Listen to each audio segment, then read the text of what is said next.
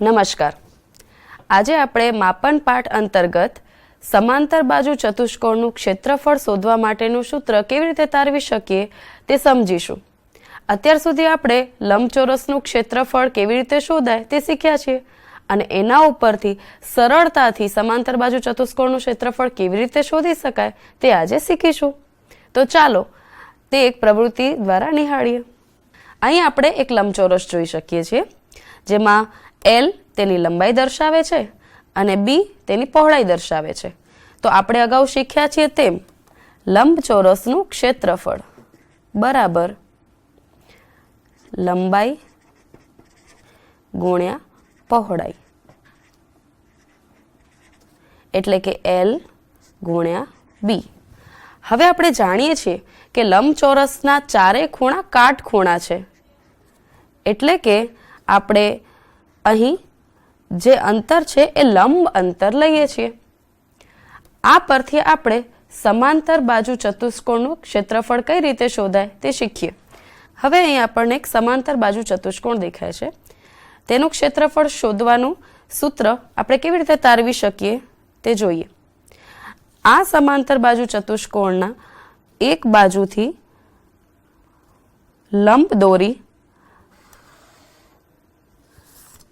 અને આપણે આ ત્રિકોણને અહીંયાથી કાપી લઈશું.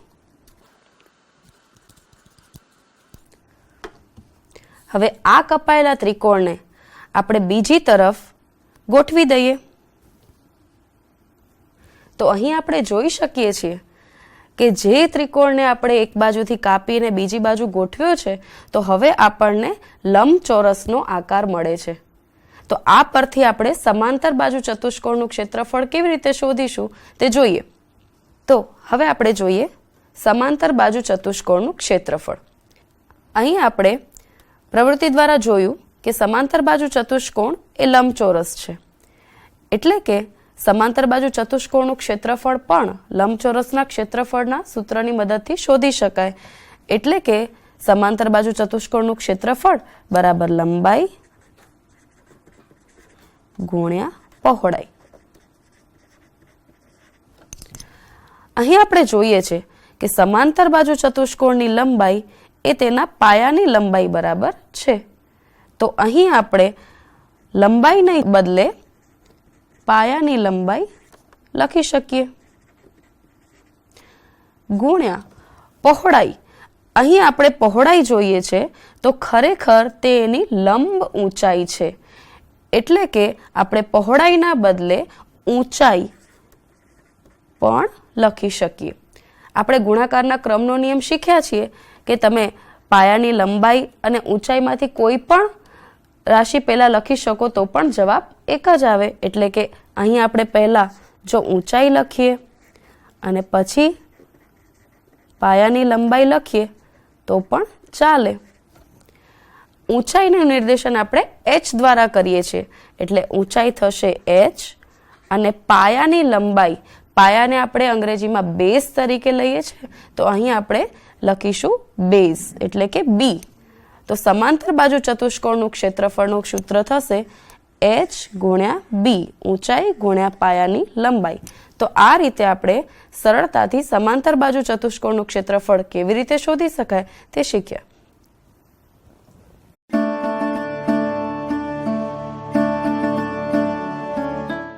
નમસ્કાર. આજે આપણે સમલંબ ચતુષ્કોણનું ક્ષેત્રફળ શોધવાનું સૂત્ર તારવીશું. સમલંબ ચતુષ્કોણ એટલે શું? અહીં આપણને એક સમલંબ ચતુષ્કોણ દેખાય છે. જે ચતુષ્કોણની સામસામેની બાજુઓની કોઈ પણ એક જ જોડ સમાંતર હોય તેને સમલંબ ચતુષ્કોણ કહેવાય. અહીં આપણે જોઈએ છે કે સામસામેની કોઈ પણ એક જ બાજુની જોડ સમાંતર છે જ્યારે બીજી જોડ જે છે એ સમાંતર નથી. તો આવા ચતુષ્કોણને સમલંબ ચતુષ્કોણ કહી શકાય. સમલંબ ચતુષ્કોણનું ક્ષેત્રફળ શોધવા માટે સૂત્ર કેવી રીતે તારવી શકાય તે આપણે જોઈએ. અહીં આપણે બે એકરૂપ સમલંબ ચતુષ્કોણ લીધા છે. તો કેવી રીતે ખબર પડશે કે આ બંને ચતુષ્કોણ એકરૂપ છે? તો સૌથી પહેલા હું લાલ ચતુષ્કોણની પાછળ લીલું ચતુષ્કોણ ગોઠવું છું તો તે એકબીજા ઉપર બંધ બેસતા આવે છે. તે જ રીતે જો હું લીલા ચતુષ્કોણને લાલ ચતુષ્કોણની ઉપર ગોઠવીશ તો એ પણ બંધ બેસતા આવે છે. તેથી આપણે કહી શકીએ કે આ બંને ચતુષ્કોણ એકરૂપ છે. તો બે એકરૂપ સમલંબ ચતુષ્કોણની મદદથી આપણે તેનું ક્ષેત્રફળ શોધવા માટેનું સૂત્ર તારવીશું. અહીં આપણે બંને એકરૂપ સમલંબ ચતુષ્કોણ લીધા છે. આપણે એક ચતુષ્કોણને 1 નંબર આપીએ અને આને નંબર 2. હવે આપણે અહીંયા જોઈ શકીએ છીએ કે જ્યારે બે એકરૂપ સમલંબ ચતુષ્કોણને ગોઠવવામાં આવે તો એક સમાંતર બાજુ ચતુષ્કોણ બને છે. કોઈ પણ બે એકરૂપ સમલંબ ચતુષ્કોણને જ્યારે આપણે વ્યવસ્થિત ગોઠવીશું તો એ હંમેશા સમાંતર બાજુ ચતુષ્કોણ બનશે. અને સમાંતર બાજુ ચતુષ્કોણનું ક્ષેત્રફળ શોધવાનું સૂત્ર આપણે આગળ જોઈ જ ગયા છીએ. સમાંતર બાજુ ચતુષ્કોણનું ક્ષેત્રફળ બરાબર ઊંચાઈ એટલે કે h ગુણ્યા પાયાની લંબાઈ એટલે કે b. ઊંચાઈ ગુણ્યા પાયાની લંબાઈ. તો આપેલ સમાંતર બાજુ ચતુષ્કોણ માટે જો આપણે ક્ષેત્રફળ શોધવું હોય તો એના માટે આપણને ઊંચાઈ જોઈએ અને પાયાની લંબાઈ જોઈએ.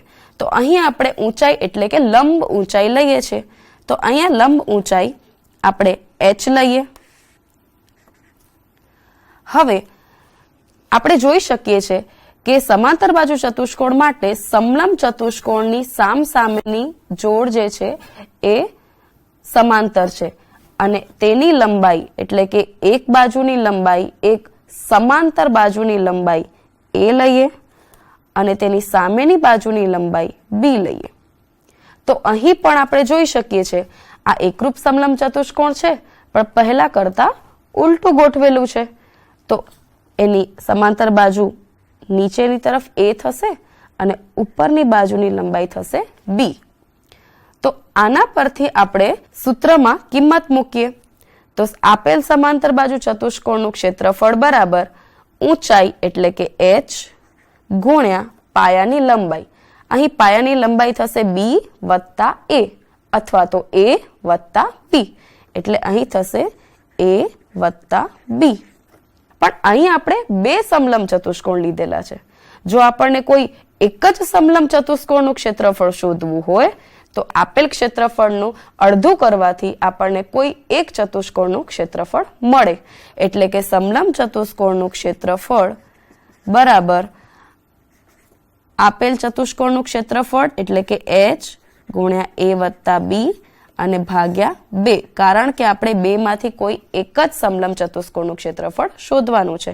તો આ સૂત્ર જે છે એ સમલંબ ચતુષ્કોણનું ક્ષેત્રફળ શોધવા માટેનું સૂત્ર છે જેમાં h તેની ઊંચાઈ દર્શાવે છે લંબ ઊંચાઈ, a અને b એ તેની સમાંતર બાજુઓની લંબાઈનું માપ દર્શાવે છે.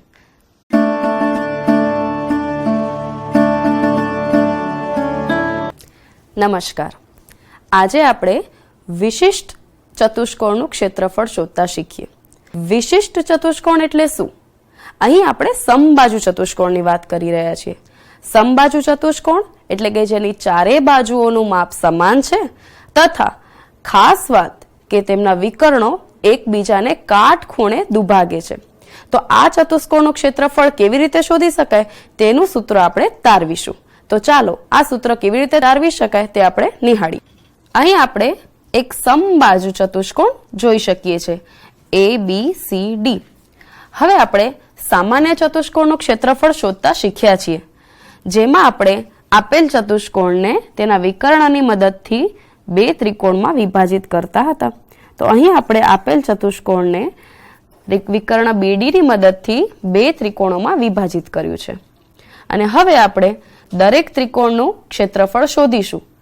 તેથી આપણને બંને ત્રિકોણોના ક્ષેત્રફળનો સરવાળો કરવાથી આપેલ ચતુષ્કોણનું ક્ષેત્રફળ મળશે.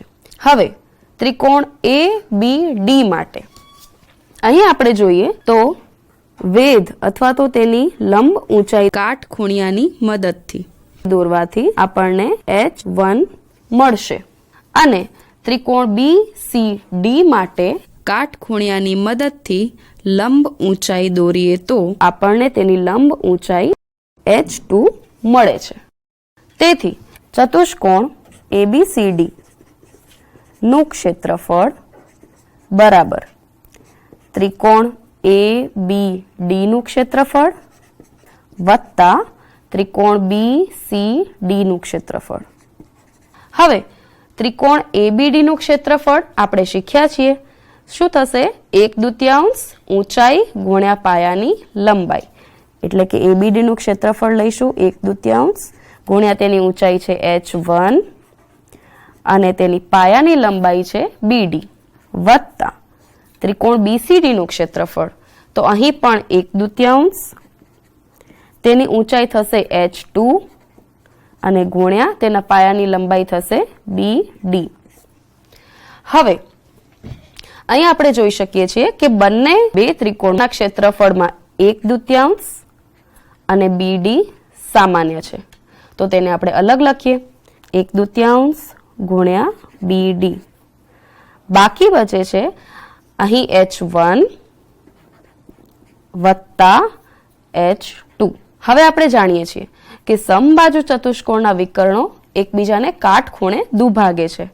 તો અહીં h1 અને h2 એ બંનેનો સરવાળો એ ખરેખર તેના વિકર્ણ AC જેટલો થાય છે. એટલે h1 વત્તા h2 બરાબર આપણે AC લખીશું. અહીં જોઈ શકાય છે કે ક્ષેત્રફળ 1/2 ગુણ્યા BD ગુણ્યા AC, જ્યાં BD એ આપેલ ચતુષ્કોણનો એક વિકર્ણ છે અને AC એ આપેલ ચતુષ્કોણનો બીજો વિકર્ણ છે.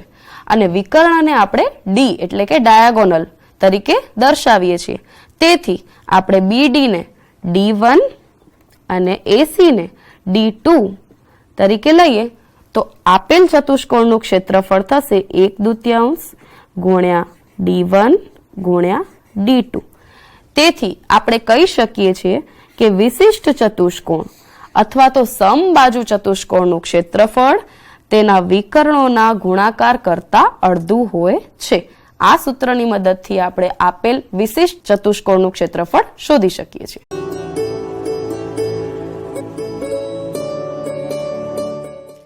નમસ્કાર. આજે આપણે સામાન્ય ચતુષ્કોણનું ક્ષેત્રફળ શોધતા શીખીશું. અત્યાર સુધી આપણે ચોરસ, લંબચોરસ, સમાંતર બાજુ ચતુષ્કોણ, સમલંબ ચતુષ્કોણના ક્ષેત્રફળ શોધતા શીખી ગયા છીએ. પણ જ્યારે આમાંથી કોઈ પણ પ્રકારનું ચતુષ્કોણ ન હોય ત્યારે આપણે સાવ સામાન્ય ચતુષ્કોણનું ક્ષેત્રફળ કેવી રીતે શોધીએ તે આજે શીખીશું. તો સૌથી પહેલા આપણે આવા ચતુષ્કોણ જોઈએ. તો અહીંયા તમે જોઈ શકો છો કે આ એક અલગ જ પ્રકારનું ચતુષ્કોણ છે જેને તમે કોઈ પણ પ્રકારમાં વર્ગીકૃત કરી શકતા નથી. તો આ સામાન્ય ચતુષ્કોણ, આવા આપણે બીજા સામાન્ય ચતુષ્કોણ પણ જોઈ શકીએ છીએ. તો આવા ચતુષ્કોણના ક્ષેત્રફળ કેવી રીતે શોધી શકાય તે આપણે શીખીશું. અહીં આપણે એક ચતુષ્કોણ જોઈ શકીએ છીએ. આ ચતુષ્કોણને આપણે નામ આપી દઈએ ABCD. હવે આ સામાન્ય ચતુષ્કોણનું ક્ષેત્રફળ શોધતા પહેલા આપણે આપેલ ચતુષ્કોણને તેના વિકર્ણની મદદથી બે ત્રિકોણમાં વિભાજિત કરીશું.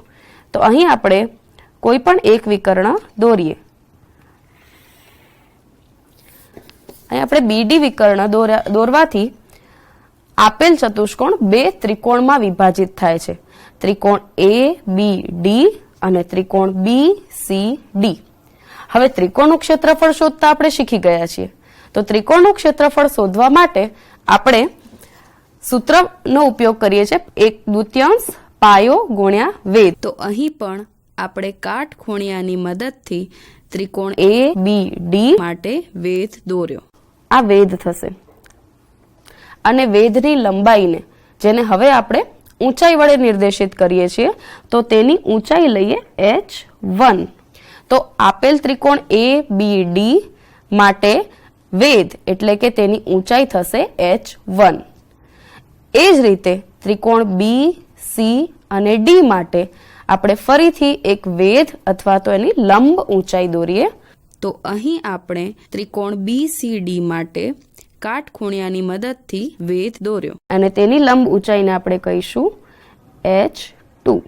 હવે આપણે જોઈ શકીએ છીએ કે આપેલ ચતુષ્કોણ ABCD નું ક્ષેત્રફળ એ ત્રિકોણ ABD અને ત્રિકોણ BCD ના ક્ષેત્રફળોના સરવાળા જેટલું થશે.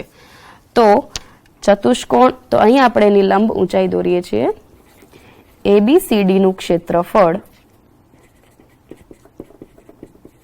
બરાબર ત્રિકોણ ABD નું ક્ષેત્રફળ વત્તા ત્રિકોણ BCD નું ક્ષેત્રફળ. હવે ત્રિકોણ ABD નું ક્ષેત્રફળ, તો ત્રિકોણ ABD નું ક્ષેત્રફળ થશે 1/2 ગુણ્યા ઊંચાઈ ગુણ્યા પાયાની લંબાઈ, એટલે કે 1/2 ગુણ્યા તેની ઊંચાઈ છે h1 ગુણ્યા તેની પાયાની લંબાઈ છે BD વત્તા ત્રિકોણ BCD નું ક્ષેત્રફળ, તો BCD નું ક્ષેત્રફળ થશે 1/2 ગુણ્યા ઊંચાઈ એટલે કે h2 ગુણ્યા પાયાની લંબાઈ એટલે કે BD. હવે અહીં આપણે જોઈ શકીએ છીએ કે બંને ત્રિકોણના ક્ષેત્રફળોમાં 1/2 અને BD સામાન્ય છે, તો એને આપણે અલગ લઈ લઈએ અથવા તો એને આપણે સામાન્ય લઈ લઈએ. તો સામાન્ય લેતા થશે 1/2 ગુણ્યા BD અને કૌંસમાં રહેશે h1 વત્તા h2. અહીં આપણે જોઈ શકીએ છીએ BD છે તે આપેલ ચતુષ્કોણનો વિકર્ણ છે અને વિકર્ણને આપણે ડાયાગોનલ એટલે કે D તરીકે નિર્દેશિત કરીએ છીએ. તેથી આપેલ ચતુષ્કોણ ABCD નું ક્ષેત્રફળ બરાબર 1/2 BD ના બદલે આપણે D લખીશું કારણ કે તે વિકર્ણ છે અને કૌંસમાં થશે h1 વત્તા h2. તો આ છે એ આપેલ ચતુષ્કોણ ABCD નું ક્ષેત્રફળ છે, જ્યાં D તેનો વિકર્ણ છે, h1 અને h2 એ આપેલ ચતુષ્કોણને બે ત્રિકોણોમાં વિભાજિત કરતા દરેક ત્રિકોણની ઊંચાઈ છે. આ સૂત્રની મદદથી આપણે કોઈ પણ સામાન્ય ચતુષ્કોણનું ક્ષેત્રફળ શોધી શકીએ છીએ.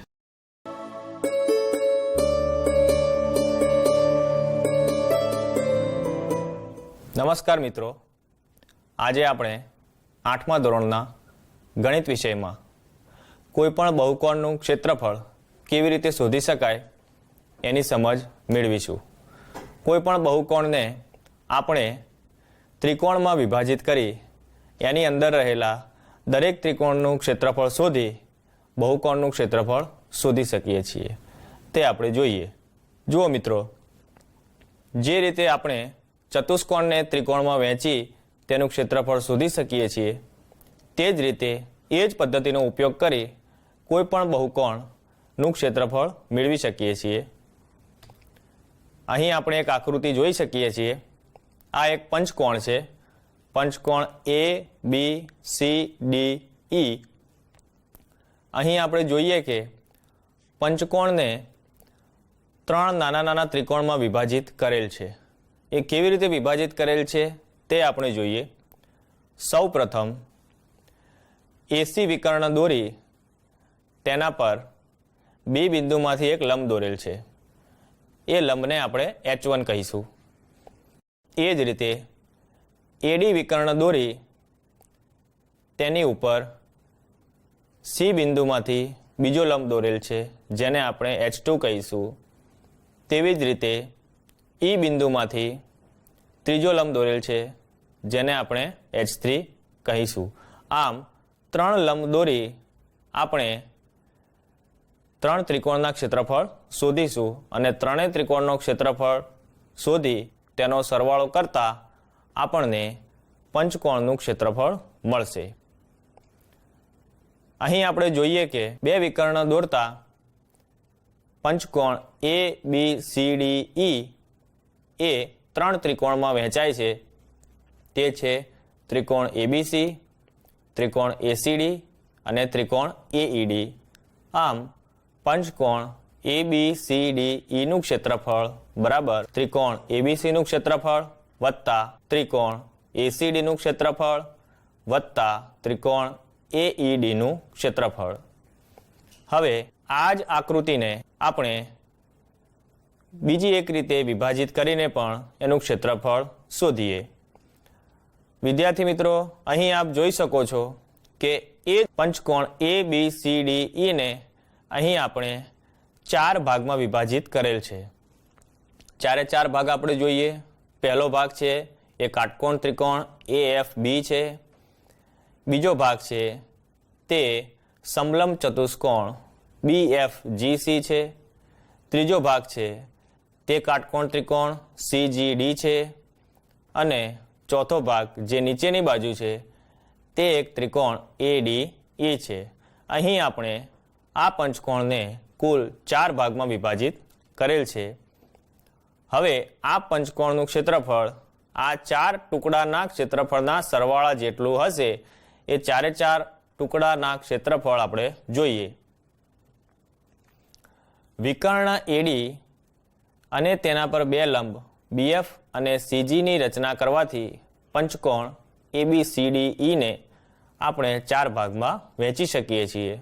તેથી પંચકોણ ABCDE નું ક્ષેત્રફળ બરાબર સૌપ્રથમ કાટકોણ ત્રિકોણ AFB નું ક્ષેત્રફળ વત્તા સમલંબ ચતુષ્કોણ BFGC નું ક્ષેત્રફળ વત્તા કાટકોણ ત્રિકોણ CGD નું ક્ષેત્રફળ વત્તા ત્રિકોણ AED નું ક્ષેત્રફળ.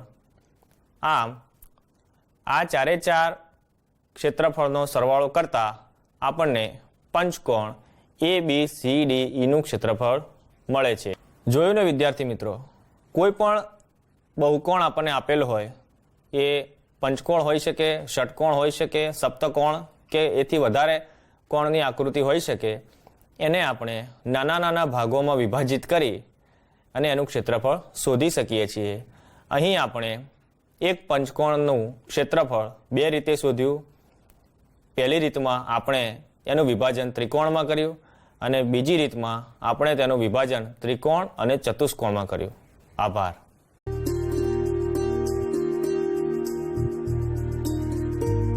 નમસ્કાર મિત્રો, આજે આપણે 8મા ધોરણમાં ગણિત વિષયમાં લંબઘન અને સમઘનના પૃષ્ઠફળ વિશે ચર્ચા કરીશું. પૃષ્ઠફળ એટલે શું મિત્રો? ચાલો આપણે પહેલાં એક લંબઘન જોઈએ. જુઓ મિત્રો, આ એક લંબઘન બોક્સ તમારી સામે છે. એનું એક ફલક એટલે કે એક સપાટી તમે ટેબલ ટોપ પર જોઈ શકો છો. હું ધીરે ધીરે આ લંબઘન ફેરવી રહ્યો છું. એની બીજી સપાટી એ આપ જોઈ શકો છો. 1 નંબરની સપાટીની પાછળની સપાટી એટલે કે ત્રીજું ફલક આપ જોઈ શકો છો. ત્યારબાદ ચોથું ફલક,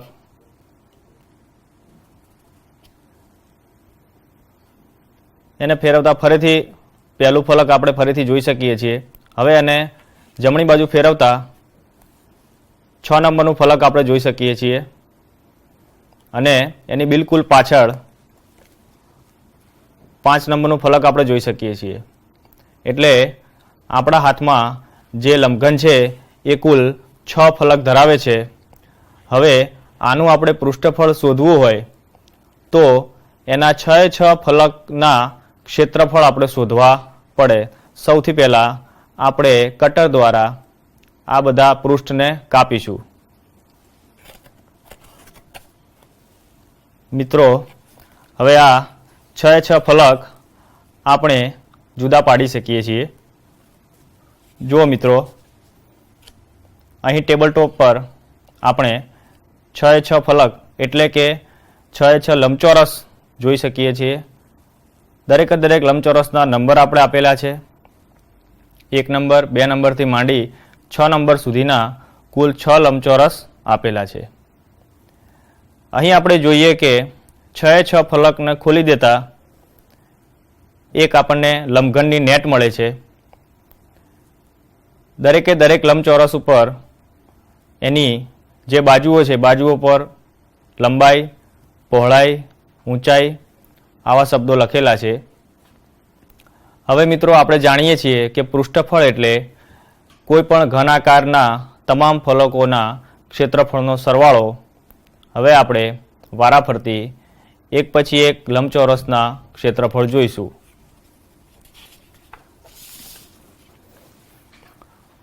જુઓ મિત્રો, લંબઘનનું પૃષ્ઠફળ બરાબર લંબચોરસ 1નું ક્ષેત્રફળ વત્તા લંબચોરસ 2નું ક્ષેત્રફળ વત્તા લંબચોરસ 3નું ક્ષેત્રફળ વત્તા લંબચોરસ 4નું ક્ષેત્રફળ વત્તા લંબચોરસ 5નું ક્ષેત્રફળ અને વત્તા લંબચોરસ 6નું ક્ષેત્રફળ બરાબર લંબાઈ ગુણ્યા પહોળાઈ વત્તા લંબાઈ ગુણ્યા ઊંચાઈ વત્તા લંબાઈ ગુણ્યા પહોળાઈ વત્તા લંબાઈ ગુણ્યા ઊંચાઈ વત્તા પહોળાઈ ગુણ્યા ઊંચાઈ વત્તા પહોળાઈ ગુણ્યા ઊંચાઈ. અહીં આપણે જોઈ શકીએ છીએ કે લંબાઈ ગુણ્યા પહોળાઈ એ પદ 2 વખત આવે છે, પહોળાઈ ગુણ્યા ઊંચાઈ એ પદ પણ 2 વખત આવે છે અને લંબાઈ ગુણ્યા ઊંચાઈ એ પદ પણ 2 વખત આવે છે. તો એના પછીના સ્ટેપમાં આપણે 2 વખત કૌંસમાં લંબાઈ ગુણ્યા પહોળાઈ વત્તા 2 વખત કૌંસમાં પહોળાઈ ગુણ્યા ઊંચાઈ વત્તા 2 વખત કૌંસમાં લંબાઈ ગુણ્યા ઊંચાઈ લખી શકીએ. આપણે સૌ જાણીએ છીએ કે લંબાઈ માટે આપણે L અને પહોળાઈ માટે B સંકેતનો ઉપયોગ કરીએ છીએ. તો એને સંકેતમાં લખીએ 2 કૌંસમાં L ગુણ્યા B વત્તા 2 કૌંસમાં B ગુણ્યા H 2 કૌંસમાં B ગુણ્યા H વત્તા 2 કૌંસમાં L ગુણ્યા H. હવે એના વચ્ચેથી આપણે ગુણાકારની નિશાની દૂર કરીને પણ લખી શકીએ, એટલે કે 2 LB વત્તા 2 BH વત્તા 2 LH.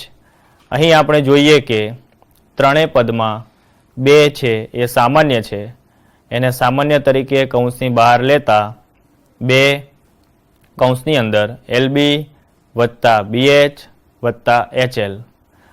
જોઈ મિત્રો, લંબઘનનું પૃષ્ઠફળનું સૂત્ર આપણે તારવ્યું એ છે 2 કૌંસમાં LB વત્તા BH વત્તા HL.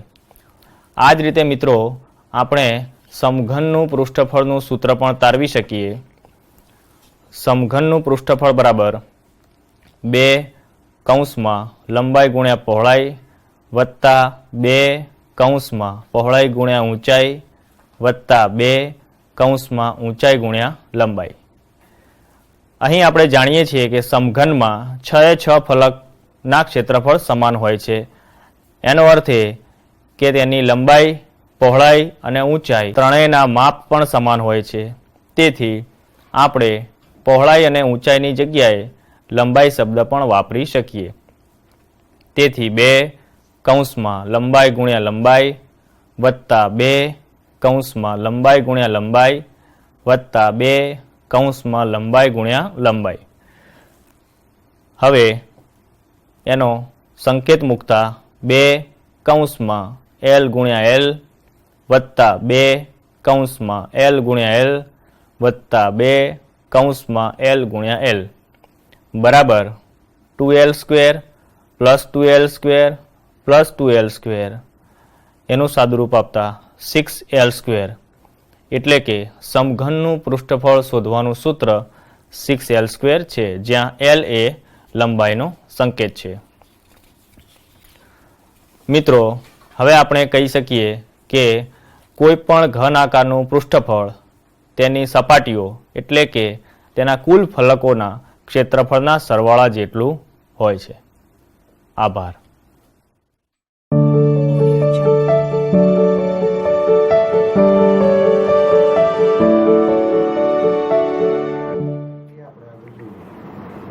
નમસ્તે મિત્રો, ગણિત પેટીની અંદર વિવિધ પ્રકારના ઘનાકારો બનાવવા માટેનો કટિંગ્સ આપેલા છે. આ નળાકારનું ક્ષેત્રફળનું સૂત્ર કઈ રીતે નીકળી શકે એને સૂત્રની તારવણી છે એ આપણે હવે નિહાળીએ. આ ઘનાકાર નળાકાર છે, જેની બંને બાજુ વર્તુળાકાર આપેલો છે અને આ વક્ર સપાટી છે, જેને નળાકારની આપણે ઊંચાઈ કહી શકીએ છીએ. નળાકારનું ક્ષેત્રફળ શોધવા માટે સૌપ્રથમ આપણે આ નળાકારને કાપવો પડશે. તો આપણે એને કાતરની મદદથી કાપી અથવા તો જે સેલોટેપ લગાવી છે એને આપણે કાઢી નાખીશું તો આપણી પાસે એક આવો આકાર જોવા મળશે. આ આકારની મદદથી જ આપણે નળાકાર બનાવી શક્યા હતા. અથવા નળાકારને ખોલ્યા પછી આપણે કેટલા આકારો જોવા મળે છે એ જોઈએ. 2 વર્તુળ મળે છે અને 1 લંબચોરસ મળે છે. ક્ષેત્રફળ એટલે શું? વિવિધ પ્રકારના જે આકારો જે છે એને સપાટી પર રોકેલી જગ્યાના માપને આ આકારનું ક્ષેત્રફળ કહેવામાં આવે છે. અહીં વર્તુળ, 2 વર્તુળે રોકેલી જગ્યા અને 1 લંબચોરસે રોકેલી જગ્યા જે છે એ આ નળાકારનું આપણે ક્ષેત્રફળ કહી શકશું. કે નળાકારને આપણે ખોલીએ કાતરની મદદથી, એક આવો લંબચોરસ જોવા મળશે. ક્ષેત્રફળ છે એ નળાકારના 3 પ્રકારના હોય છે. જો એક એનો ભાગ છે એટલે કે એક નળાકાર જે એક વર્તુળાકાર ભાગ આપણે કાપી નાખીએ અથવા કાઢી નાખીએ અને આની મદદથી આપણે એક આકાર ઘનાકાર બનાવીએ તો એક ખુલ્લો નળાકાર બની જશે, જેનું તળિયું છે પરંતુ એનું ઢાંકણ નથી, એવું આપણે કહી શકીએ. બંને બાજુના વર્તુળાકાર પ્રદેશ છે એને કાપી નાખીએ વર્તુળ, તો એ બંને બાજુ ખુલ્લો હોય એવો નળાકાર બની શકે. અને બંને બાજુ વર્તુળ આપણે લગાવી દઈએ એટલે કે બંને બાજુ બંધ હોય એવા નળાકારનું જો આવું મળે તો એને બંધ સપાટીનું ક્ષેત્રફળ આપણે નળાકારનું શોધી શકીએ છીએ. બંને બાજુ ખુલ્લો હોય એવા નળાકારનું ક્ષેત્રફળ શોધવું હોય તો કઈ રીતે શોધી શકાય? જ્યારે આપણે નળાકારને ખોલ્યો તો એમાંથી આપણે લંબચોરસ મળ્યો. હવે લંબચોરસ અને નળાકારની વક્ર સપાટી વચ્ચેનો એક સંબંધ છે. હવે લંબચોરસની પહોળાઈ એ નળાકારની આપણે ઊંચાઈ બને છે. આ જે નળાકારનો પાયો છે એ વર્તુળાકાર છે એટલે એનો જે પરિઘ જે છે એ પરિઘ છે એ લંબચોરસ જે છે આપણો આ જે લંબચોરસ બને છે એ લંબચોરસની લંબાઈ બને છે. હવે આ લંબચોરસની જે પહોળાઈ જે છે એ શું છે? નળાકારની એ આ ઊંચાઈ છે. તમે આ રીતે આપણે ગોઠવશો તો એ બંધ બેસતી આવી જાય છે. એટલે કે આવી રીતે આમ આપણે ગબડાવીએ તો પણ આપણે ખબર પડી શકે છે. નળાકારની જે ઊંચાઈ જે છે એ આપણા ખોલેલા જે આકાર છે એની આપણે પહોળાઈ બને. લંબચોરસની લંબાઈ એટલે નળાકારના તળિયાનો પરિઘ, લંબચોરસની પહોળાઈ એટલે નળાકારની ઊંચાઈ. તો લંબચોરસનું ક્ષેત્રફળ બરાબર શું થાય? નળાકારની તળિયાનું પરિઘ નળાકારની વક્ર સપાટીનું ક્ષેત્રફળ બને. લંબાઈ ગુણ્યા પહોળાઈ કરીએ તો લંબચોરસનું ક્ષેત્રફળ બને. તો એનો સંબંધ નળાકારની વક્ર સપાટી ક્ષેત્રફળ સાથે છે. એટલે કે તળિયાનું પરિઘ ગુણ્યા ઊંચાઈ. તળિયાનું પરિઘ એટલે લંબાઈ અને ઊંચાઈ એટલે પહોળાઈ. એટલે કે તળિયાનું પરિઘ ગુણ્યા ઊંચાઈ કરીએ તો નળાકારની વક્ર સપાટીનું ક્ષેત્રફળ આપણે મળી શકે. તો નળાકારની વક્ર સપાટીનું ક્ષેત્રફળ બરાબર એટલે કે લંબાઈ અને પહોળાઈ આપણે લઈએ તો નળાકારનું વક્ર સપાટીનું ક્ષેત્રફળ છે એ 2πr ગુણ્યા h. તો નળાકારની વક્ર સપાટીનું ક્ષેત્રફળ છે 2πrh.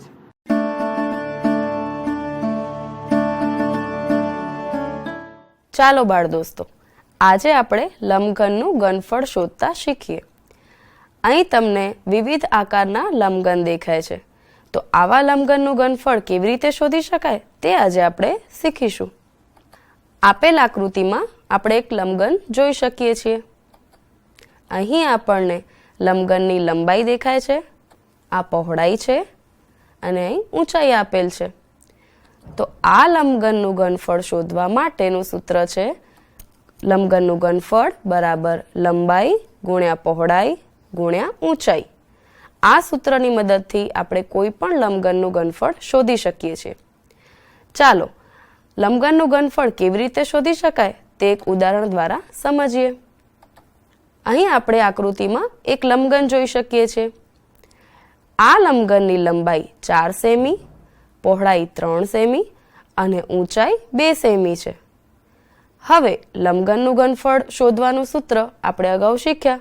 લંબઘનનું ઘનફળ બરાબર લંબાઈ ગુણ્યા પહોળાઈ ગુણ્યા ઊંચાઈ.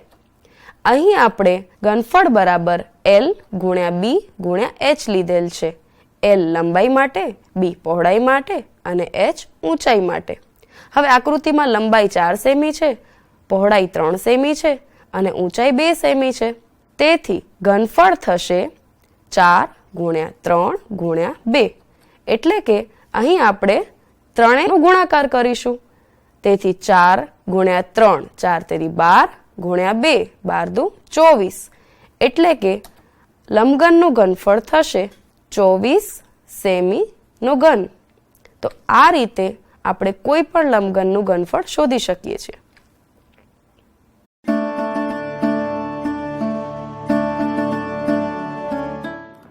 નમસ્તે મિત્રો, આપણે ગણિત કીટની અંદર ઘનાકારોનું કટિંગ આપેલું હતું. આ ઘનાકારોની મદદથી આપણે તેનું ઘનફળ, એનું પૃષ્ઠફળ, એનું ક્ષેત્રફળ શોધવાનું હોય છે. તો આવા આકારોનું પૃષ્ઠફળ અને ઘનફળ કઈ રીતે શોધી શકાશે તે હવે આપણે નિહાળીએ. આપણે વિવિધ પ્રકારના ઘન આકારો બનાવ્યા.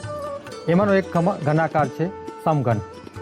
એ સમઘન આકારને જ્યારે ખોલવામાં આવે છે ત્યારે એક આવી આકૃતિ જોવા મળે છે, જેમાં તમે જોઈ શકો છો કે કુલ 6 બાજુ આવેલી છે.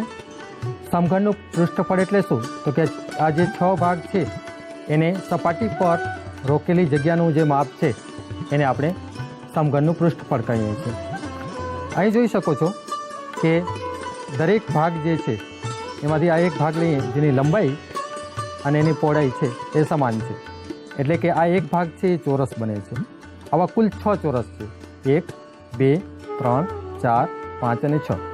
6 ભાગ તમે બિલકુલ સ્પષ્ટ રીતે જોઈ શકો છો.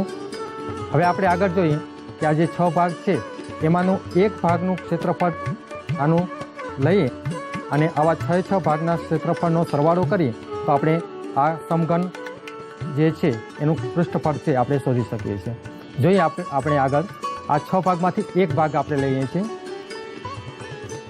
જેની લંબાઈ છે અને લંબાઈ છે એ સમાન છે. ચોરસનું ક્ષેત્રફળ મિત્રો તમને ખબર છે, લંબાઈ ગુણ્યા લંબાઈ, એટલે કે L ગુણ્યા L બરાબર L નો વર્ગ, એટલે ચોરસનું ક્ષેત્રફળ L નો વર્ગ. હવે આવા આપણી પાસે કુલ 6 ચોરસ છે અને 6 ચોરસની મદદથી સમઘન રચાય છે. તેથી સમઘનનું પૃષ્ઠફળ છે એ 6L નો વર્ગ આપણે કહી શકીએ.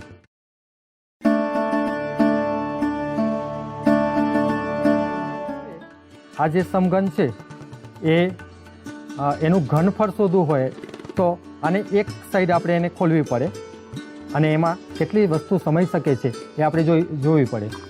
મારી પાસે અત્યારે આવું જ સમઘન એક બોક્સ છે. આ બોક્સની અંદર આવા મારી પાસે સમઘન આકારના લાકડાના ટુકડા છે જેનું માપ 1 સેન્ટીમીટર છે. હવે આ ટુકડા છે આ બોક્સની અંદર કેટલા સમાઈ શકે છે એ આપણે જોઈએ છીએ. તો સૌપ્રથમ આ લંબાઈમાં કેટલા સમઘન ચોરસ ટુકડા સમાઈ શકે છે એ આપણે નિહાળીએ.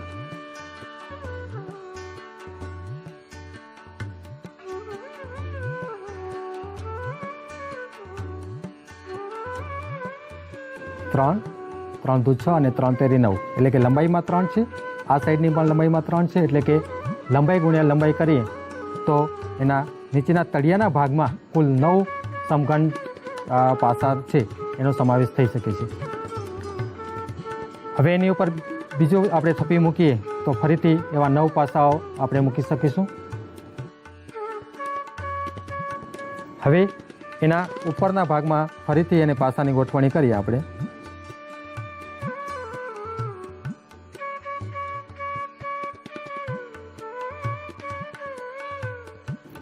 જોયું ને, સંપૂર્ણ બોક્સ છે અથવા તો સમઘન છે એ આપણા સમઘન લાકડાના ચોરસ ટુકડાથી ભરાઈ ગયો છે. હવે આ સમઘન ટુકડા કેટલા સમાવેશ થાય છે એને આપણે હવે જોઈએ. તો હું બધાને કાઢી આપું છું બારે. 1, 2, 25, 26 અને 27. કુલ 27 સમઘન પાસા છે એ આ બોક્સની અંદર અથવા તો સમઘનની અંદર આપણે સમાવેશ કરી શકીએ છીએ. લંબાઈમાં સમાતા સમઘન પાસાની સંખ્યા કેટલી છે? આ લંબાઈમાં આપણે સૌપ્રથમ મૂક્યા હતા તો કે 3 પાસા છે એ આપણે ત્યાં મૂકી શકીએ છીએ. ફરીથી આપણે જોઈએ કે એની બીજી બાજુની લંબાઈ જે છે ત્યાં પણ આપણે કેટલા પાસાનો સમાવેશ કરી શકીએ છીએ? તો ત્યાં પણ આપણે 3 પાસાનો સમાવેશ કરી શકીએ છીએ. અને એવી રીતે ઊંચાઈમાં અથવા તો એની સમઘનને તો એ લંબાઈ જોઈએ, પણ આપણે અત્યારે ઊંચાઈ તરીકે સંદર્ભમાં લઈએ તો એમાં પણ કેટલા પાસાનો સમાવેશ થાય એ પણ આપણે જોઈએ. તો ત્યાં પણ કુલ 3 પાસાનો સમાવેશ થાય છે. હવે અહીંયા જોયું કે આપણે કુલ કેટલા પાસાનો સમાવેશ કર્યો તો કે 27 પાસા. તો જોઈએ આપણે કુલ સમઘનની સંખ્યા છે ત્યાં આપણે 27 લઈએ. મિત્રો, અહીં આપણે એ જોવાનું છે કે આ 27 કઈ રીતે આવ્યા એને આપણે વિચારીએ. તો તમે જોશો લંબાઈમાં સમાતા સમઘન બીજી બાજુના લંબાઈનો સમાતા સમઘન અને ત્રીજી બાજુ જે છે ઊંચાઈ જેને આપણે ઓળખીએ એ લંબાઈમાં સમાતા સમઘન એટલે કે 3 ગુણ્યા 3 ગુણ્યા 3 કરીશું તો આપણે 27 મળશે. એટલે 3 તેરી 9, 9 તેરી 27. આમ સમઘનનું ઘનફળ શોધવું હોય તો લંબાઈ ગુણ્યા લંબાઈ ગુણ્યા લંબાઈ એટલે કે એલનું ઘન એ સમઘનનું ઘનફળ છે એમ આપણે કહી શકીએ.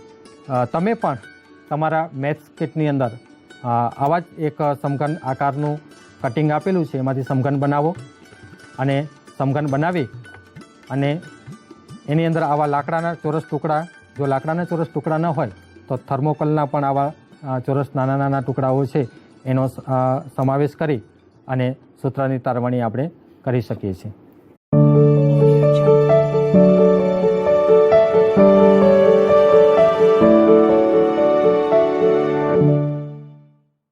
મિત્રો, આ નળાકાર છે. કોઈ પણ પદાર્થ એ અવકાશમાં રોકેલી જગ્યા છે એને તે પદાર્થનું ઘનફળ કહેવામાં આવે છે. અહીં નળાકાર છે આકાર એ અવકાશમાં કેટલી જગ્યા રોકે છે તે દર્શાવતું માપ એટલે કે ઘનફળ. ઘનફળ શોધવા માટે આપણે એનો ભાગ જે છે એને આપણે એક ખોલવો પડશે. અહીં એક બાજુ બંધ હોય એવો એક નળાકાર આપેલો છે, એને કાતરની મદદથી આપણે કાપીએ છીએ. એક આખો લંબચોરસ ભાગ જોવા મળશે અને એક વર્તુળાકાર એક ભાગ જોવા મળશે. અહીં એક વર્તુળાકાર તળિયું આપેલું છે. એ તળિયાનું ક્ષેત્રફળ, આ જે લંબચોરસ છે એ લંબચોરસની ઊંચાઈ, આ બંનેનો ગુણાકાર કરવાથી આપણે નળાકારનું ઘનફળ મેળવી શકીએ છીએ. નળાકારનું ઘનફળ એટલે શું? નળાકારનું જે વર્તુળાકાર તળિયું આપેલું છે એનું ક્ષેત્રફળ એટલે કે વર્તુળનું ક્ષેત્રફળ અને એના ગુણ્યા આ નળાકારની જે ઊંચાઈ જે છે આ બંનેનો ગુણાકાર કરવામાં આવે તો નળાકારનું આપણે ઘનફળ મેળવી શકીએ છીએ. તો નળાકારનું ઘનફળ બરાબર નળાકારના તળિયાનું ક્ષેત્રફળ એના ગુણ્યા ઊંચાઈ. હવે વર્તુળાકાર તળિયાનું ક્ષેત્રફળ, હા, પાઈ આરનો વર્ગ. નળાકારનું તળિયાનું ક્ષેત્રફળ એટલે કે પાઈ આરનો વર્ગ, વર્તુળાકાર તળિયાનું ક્ષેત્રફળ ગુણ્યા ઊંચાઈ કરીએ એટલે નળાકારનું ઘનફળ મળશે. વર્તુળાકાર તળિયાનું ક્ષેત્રફળ છે આપણી પાસે મળી ગયું છે પાઈ આરનો વર્ગ, અને ઊંચાઈ માટે આપણે h લઈએ એટલે કે ગુણ્યા h બરાબર નળાકારનું ઘનફળ પાઈ આરનો વર્ગ h, એવું એક આપણે સૂત્રની તારવણી કરી શકીએ.